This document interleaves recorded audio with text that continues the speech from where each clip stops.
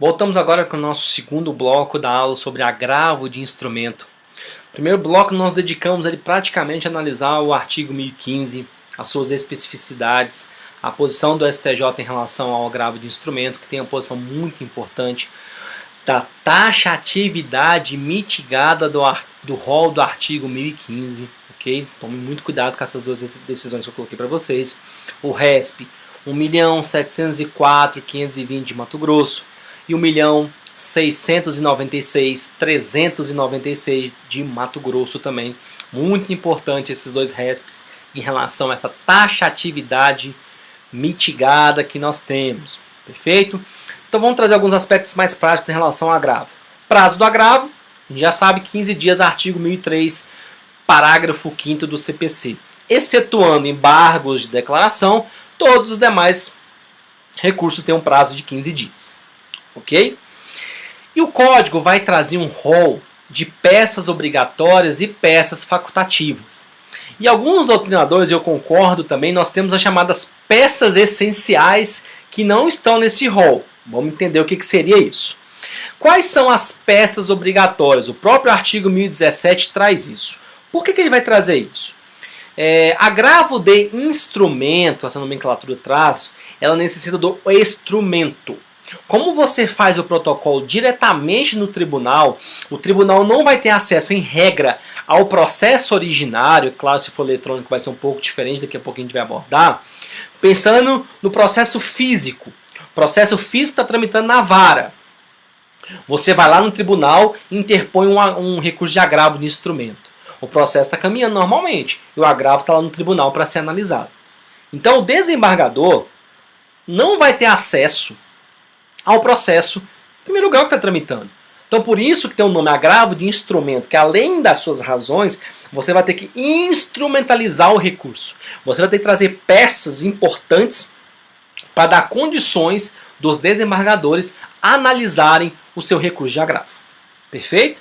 Por isso tem essa nomenclatura, muitos discutiam a mudança em relação a isso, mas nós estamos caminhando para uma era digital, que esse agravo de instrumento, provavelmente daqui a alguns anos, vai perder a sua objeto, a nomenclatura de formar um instrumento, porque tudo vai ser eletrônico, vai ter esse contato direto, não vai necessitar mais dessa juntada de peças que vai acontecer. Depois a gente vai entender um pouquinho quando às vezes o processo ele é físico, mas o agravo já é eletrônico. As situações que vão acontecer. Então o que o código vai trazer primeiro? As peças obrigatórias. Olha, eu tenho que juntar cópia da petição inicial, eu tenho que juntar cópia da contestação, se tiver, obviamente. Eu tenho que juntar cópia da decisão, da petição que ensejou a decisão agravada. Claro, se eu pedir, por exemplo, uma tutela provisória e está lá junto à inicial, a inicial contempla essa peça que ensejou a decisão. Claro, eu tenho que juntar a decisão agravada, obviamente, ok? Eu tenho que juntar também a certidão de intimação ou qualquer documento que vai comprovar que o meu agravo está tempestivo. Como que o tribunal vai saber que eu interpus o agravo no prazo de 15 dias contados da intimação da decisão? Se eu não juntar o documento que comprova quando que eu fui intimado. Então eu tenho que juntar também essa comprovação. E eu tenho que juntar também cópia das procurações do agravante, ou seja, quem está interpondo o recurso de agravo, e o agravado, que é a parte ex-adverso. Ok? Então, peças obrigatórias são essas: petição inicial, contestação, a petição que ensejou a decisão e a certidão de intimação da decisão ou qualquer documento que comprova a tempestividade do seu recurso. Lembrando que tempestividade é a apresentação do recurso dentro do prazo legal. Se eu apresento dentro do prazo legal, a minha petição, o meu recurso, ele é tempestivo. Se eu apresento fora do prazo, o meu recurso ele é intempestivo. Essas são as peças obrigatórias. E quais são as peças facultativas? Qualquer peça que o agravante entender ser útil. Olha, você juntou só a petição, mas se você achar interessante juntar mais outros documentos, junta. Se você entender, mas é faculdade. A lei não traz isso como requisito de admissibilidade recursal. Fica a seu critério juntar ou não. Perfeito? Então nós temos as peças obrigatórias, nós temos as peças facultativas e outro gosto de nomear mais um tipo de peça, as peças essenciais. Como assim, Rafael, peças essenciais? Vamos dar esse exemplo. Eu ingressei com a ação, eu faço um requerimento de tutela de urgência, uma tutela provisória, ou de urgência ou de evidência, tutela provisória, vamos colocar uma tutela de urgência. E o juiz indefere a minha tutela, pedi para tirar meu nome que está negativado. O juiz indeferiu. Eu vou agravar, o que eu tenho que fazer? Juntar a cópia da petição, neste caso não tem contestação, vou juntar a cópia da decisão agravada e a certidão de intimação. São os 3 documentos obrigatórios, certo? Petição, decisão e a certidão de intimação. Mas eu pergunto aos senhores, como que o tribunal pode reverter essa decisão sem eu juntar os documentos que comprovem que a negativação foi indevida? Como que eu posso convencer os desembargadores para modificar aquela decisão se eu não juntar documentos específicos que comprovam a minha alegação? Então igual o professor Cássio Scarpinella Bueno, doutor Cássio Scarpinella Bueno gosta de chamar, são chamados as peças essenciais para o agravo de instrumento. São aquelas peças que não estão no rol das obrigatórias, mas são peças que vão servir para formar o convencimento dos desembargadores que vão analisar o seu agravo. Perfeito? Tranquilo? E o que pode acontecer? Outra situação. E se não tiver alguma dessas peças obrigatórias? Por exemplo, não tem contestação. Aí nós vamos aplicar o inciso 2 do artigo 1017. O que fala esse inciso 2? Olha, que o advogado vai fazer uma declaração que não existe aquela peça. Claro que ele vai ficar responsável. Então ele não pode simplesmente falar assim, olha, não tem contestação e não junta. Não. Ele vai ser responsabilizado se ele fizer isso. Desembargadores, não tem contestação ainda, o réu não foi nem citado ainda, por exemplo. Ok? Então você vai fazer uma declaração. Mas tem como dispensar a juntada dessas peças? Claro que tem. A gente vai usar o parágrafo 5º do artigo 1017. O que fala esse parágrafo? Olha, se os autos forem eletrônicos, a lei dispensa, se você quiser juntar, pode. A lei dispensa a apresentação daquelas peças obrigatórias e facultativas do inciso 1 que a gente falou. Agora, não impede que o agravante junte documentos que são úteis para a compreensão da controvérsia, que entra naquilo que a gente acabou de falar sobre as peças essenciais. Então, o que esse artigo 5º fala? Olha, se for eletrônico o processo, o autor, o agravante, pode não apresentar aquelas peças, não precisa apresentar. Mas ele pode juntar outras peças importantes. Por quê que não tem que fazer isso? Óbvio, se o processo é eletrônico, o desembargador tem acesso direto ao processo objeto daquele agravo. Então, ele não precisa juntar a petição, porque ele consegue acessar a petição. Ele não precisa juntar a decisão agravada, porque ele consegue acessar a decisão agravada no próprio sistema. No Projude, por exemplo, ele acessa tranquilamente a decisão agravada. Por isso que dispensa a apresentação. Perfeito? É interessante que a gente pode acontecer alguns casos, a gente vai ver um pouquinho mais à frente algumas formalidades, quando o processo ele é eletrônico, o processo ele é físico. Se o processo for físico e recurso eletrônico, ele vai ter que juntar. Não tem jeito, eu vou ter que juntar. E da mesma forma, eu vou ter que juntar. O processo meu, ele é físico, mas o tribunal já está eletrônico. Eu vou ter que juntar as peças, porque o tribunal não tem acesso. Ok? É o chamado processo misto, né? Ele é eletrônico e físico simultaneamente. Perfeito? Professor Rafael, a parte esqueceu de apresentar algum documento obrigatório. A parte esqueceu de juntar a contestação do réu. O recurso vai ser inadmitido em primeiro momento? Não. Por que não? Hoje, o CPC tem vários dispositivos que têm referência com o poder geral de saneamento do magistrado. Todo e qualquer magistrado tem o poder geral de saneamento, porque hoje a prioridade é em decisões que resolvam o mérito. Princípio da primazia da decisão de mérito. Busca-se sempre a resolução de mérito.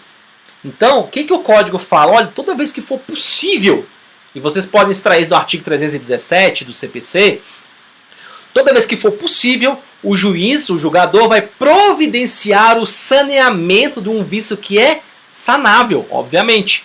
Se o vício for sanável, o julgador vai providenciar o seu saneamento. Então, pelo poder geral de cautela, o poder geral de saneamento, se a parte esquecer de algum documento, o código permite, ok, que o relator, ao invés de não conhecer do recurso, ele falar que é inadmissível, ele vai intimar o agravante para apresentar a peça que está faltando. Está lá, eu até coloquei no material de vocês, o parágrafo 3º do artigo 1017. Na falta de cópia de qualquer peça ou no caso de algum outro vício que comprometa a admissibilidade do agravo, deve, não é uma faculdade, tá vendo que o código está dando ênfase, que é uma obrigação que o magistrado tem, por isso que é um poder, dever de saneamento. Deve o relator aplicar o 932, parágrafo único. O que fala o 932, parágrafo único? Tendo algum vício sanável, o relator vai intimar um agravante para sanear esse vício, para corrigir aquele vício. Perfeito? Se você quiser, qual é o fundamento? Poder, dever de saneamento. Artigo 317 do CPC traz o embasamento legal para isso. Ok? Então, eu tenho peças obrigatórias, eu tenho peças facultativas. Se não tiver as peças, o advogado vai atestar isso. Se os autos forem totalmente eletrônicos, pode dispensar a apresentação, não ser as peças essenciais que nós falamos. Se faltar, o juiz vai mandar sanear. E junto com essas peças, eu tenho que também apresentar a minha guia de preparo. O que é o preparo? São as custas do processo. Então, junto com o meu recurso, eu já apresento a minha guia de preparo. Se tiver porte e retorno, por exemplo, se for processo físico, o que é guia de porte e retorno? Porte é mandar o recurso lá para o tribunal vai analisar. E retorno também, se for o caso, tem que fazer esses pagamentos de custos de porte e de retorno, quando devidos, obviamente, vai ter que analisar a tabela do tribunal. Eletrônico, só o preparo em si. Perfeito? Dando seguimento, qual é a regularidade formal? Como que eu vou peticionar? Diferente do que acontece na apelação, que você endereça diretamente ao juiz de primeiro grau, o recurso de agravo é apresentado diretamente ao Tribunal de Justiça. O próprio artigo 1016 fala isso. Olha, o agravo será dirigido diretamente ao tribunal competente, por meio de petição. Então não pode ter agravo oral neste caso. O que eu tenho que apresentar? Obrigatório. Nome das partes, apresentação dos fatos e do direito, as razões do meu pedido de reforma ou invalidação, e eu tenho que colocar o nome, o endereço completo dos advogados. Tá? Isso é requisito obrigatório, está lá no artigo 1016, inciso 4. Eu tenho que apresentar o nome e endereço dos advogados das partes, tanto do agravante quanto do agravado. Professor Rafael, mas o agravado nem faz parte do processo ainda. Eu estou recorrendo de uma tutela provisória que eu fiz o requerimento e nenhum réu ainda se manifestou. É claro que você não vai colocar, você vai fazer menção só apenas ao seu nome como advogado, e nome do autor e o nome do réu. Perfeito? Qual que é a forma de interposição do recurso? Está lá no artigo 1017. Olha, protocola diretamente no tribunal. Alguns casos, protocola na sua comarca que vai encaminhar. Ainda traz pelos correios com AR. E pode usar até por fax ainda. Difícil vai ser você achar um aparelho de fax para fazer isso. Mas tem essa previsão. Artigo 1017, parágrafo 2º. Uma questão importante que vai levar em consideração que nós falamos em relação ao processo ser físico e ser eletrônico. O código vai trazer uma obrigação de o juiz, a parte, informar ao juiz de primeiro grau que houve a interposição do recurso. Primeiro, quando você interpõe um recurso de apelação, de agravo, diretamente no tribunal, como é que o juiz de primeiro grau vai saber? Ele não vai saber. Ele só vai saber a partir do momento que você informa ao juiz. Então, A partir do momento que você faz a interposição do recurso de agravo, regra geral, você vai ter 3 dias úteis, claro, para comunicar ao juiz de primeiro grau que você interpôs o agravo. Para que isso? Contraditório e porque o agravo de instrumento tem efeito regressivo. Daqui a pouquinho a gente vai falar mais sobre isso, tá no caput do 1018, a gente vai abordar um pouco mais isso. Então, se não juntar, se não informar o juiz de primeiro grau, pode levar à inadmissibilidade do recurso, desde que vai ser arguido e provado pela parte contrária. Então eu interpus o recurso de agravo, eu esqueci de informar para o juiz de primeiro grau.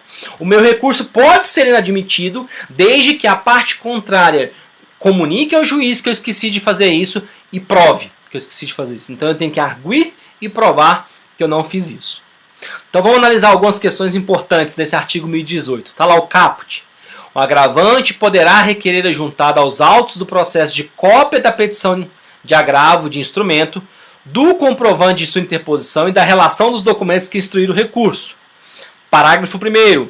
Se o juiz comunicar que reformou inteiramente a decisão, ou seja, exerceu o seu juízo de retratação, o efeito regressivo do recurso, o relator considerará prejudicado o agravo de instrumento.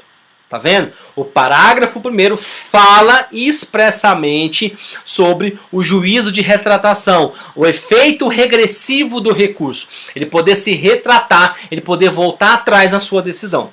Se ele fizer isso, claro que o agravo de instrumento perde o seu objeto. Vai ficar prejudicado a análise do agravo pelo desembargador. Ok? Parágrafo 2º, aqui de novo a questão dos autos eletrônicos. Não sendo eletrônicos autos, o agravante tomará a providência. O caput do artigo 1018 fala o quê? Poderá requerer. Mas o parágrafo 2º dá ênfase. Olha, se for eletrônico, não sendo eletrônico, o agravante é obrigado a tomar a decisão. Se você analisar o caput individualmente, parece que é uma faculdade que ele tem. Poderá requerer. É uma faculdade. Só que vem o parágrafo 2º e dá uma ênfase. Olha, não sendo processo eletrônico, ou seja, sendo processo físico, é obrigado o agravante a tomar a providência do caput. Ou seja, em 3 dias informar o juiz de primeiro grau que houve a interposição de agravo. Ok? Então, processo eletrônico pode informar ou não. Não sendo um processo eletrônico, processo físico, é obrigado a informar. Perfeito? Tranquilo? Ele tem que informar. Olha a confusão que pode acontecer.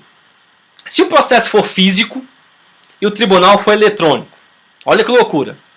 Você vai ter que pegar o processo físico, você vai ter que escanear as peças, tem que juntar, né? Petição, tem que juntar a contestação, tem que juntar a decisão que vai estar sendo agravada, a petição que gerou o agravo e o documento que improva a intimação. Então você tem que juntar esses documentos. Então você vai ter que extrair cópia, escanear, porque o primeiro grau é físico, o segundo é eletrônico, então você tem que juntar. Escaneia tudo e apresenta.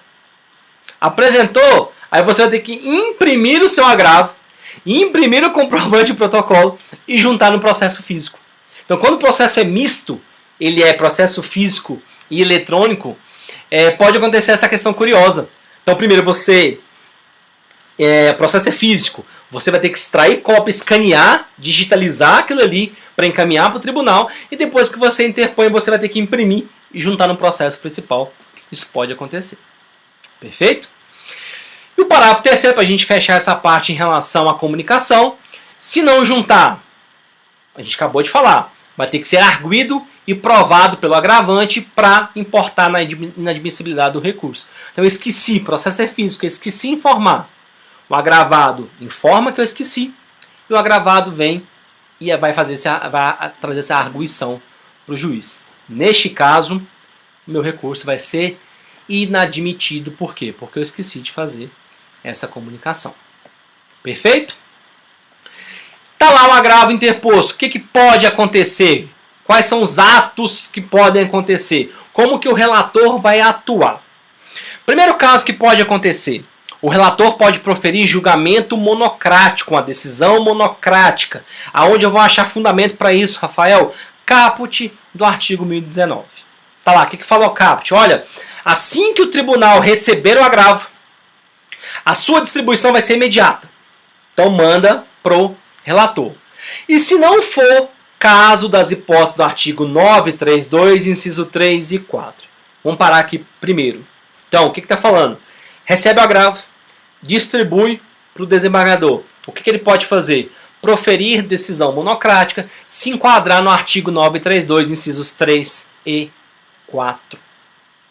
Tá? Depois dá uma olhadinha em relação a esse artigo 932, inciso 3 e 4. O que fala? Olha, se o juiz não, se o relator não conhecer de recurso inadmissível, ou é um recurso prejudicado, ou que não tem impugnado de forma específica os fundamentos da decisão.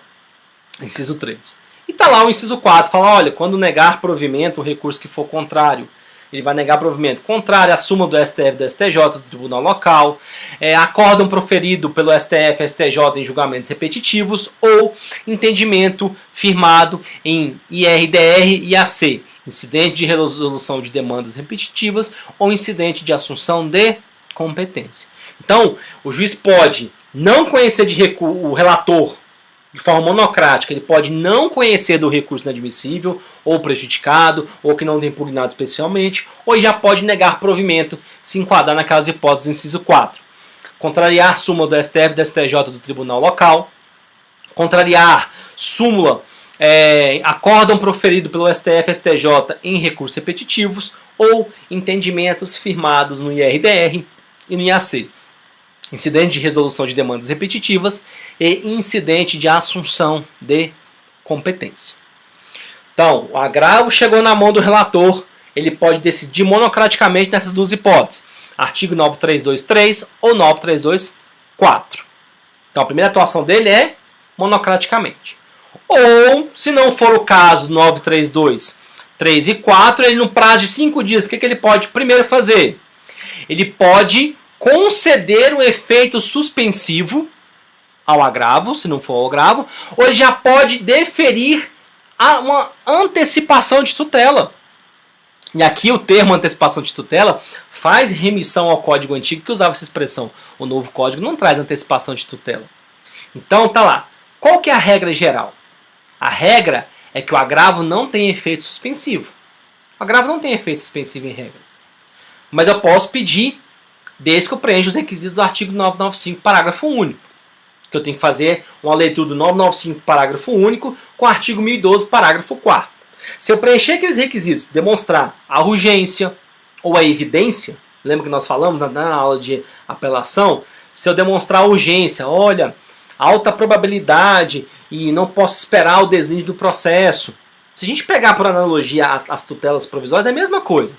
Se eu provar que a minha tutela é de urgência, olha, vou ter que provar a probabilidade do direito e o perigo da demora, ou se for uma tutela de evidência, que é uma alta probabilidade que vai mudar.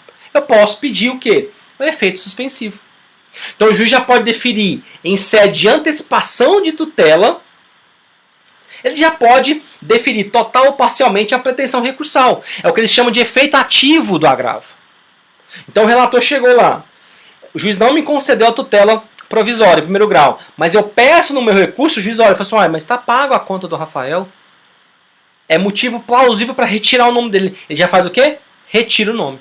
Então, eu já posso fazer um requerimento dentro do meu agravo para deferir a tutela provisória. Ok? Que eles falam que é uma antecipação do provimento recursal. Eu já posso fazer isso. Ok? Então, inciso 1 é que o juiz pode conceder o efeito suspensivo ou deferir já de forma antecipada a minha pretensão recursal. Segunda hipótese, ele vai determinar a intimação do agravado pessoalmente, ok? Para apresentar a sua resposta. Quando ele não tiver procurador. Claro, se tiver procurador, vai para o procurador. Ele vai apresentar a sua resposta no mesmo prazo. Prazo de 15 dias, inciso 2 do artigo 1019. E também, se for o caso de intervenção do Ministério Público, como fiscal da ordem jurídica, lá do artigo 179, interesse de incapaz, interesse social, conflito coletivo pela posse de terra rural ou urbana, ele vai providenciar a intimação do membro do Ministério Público para apresentar sua intervenção no prazo de 15 dias. Está lá artigo 1019, inciso 3. Ok? O que o 1019 não fala? E se o desembargador quiser pedir informações para o juiz de primeiro grau? Ele pode. Mais informações sobre o processo. Igual o Código Antigo falava, que ele podia requerer informações. Ele pode fazer isso? Claro.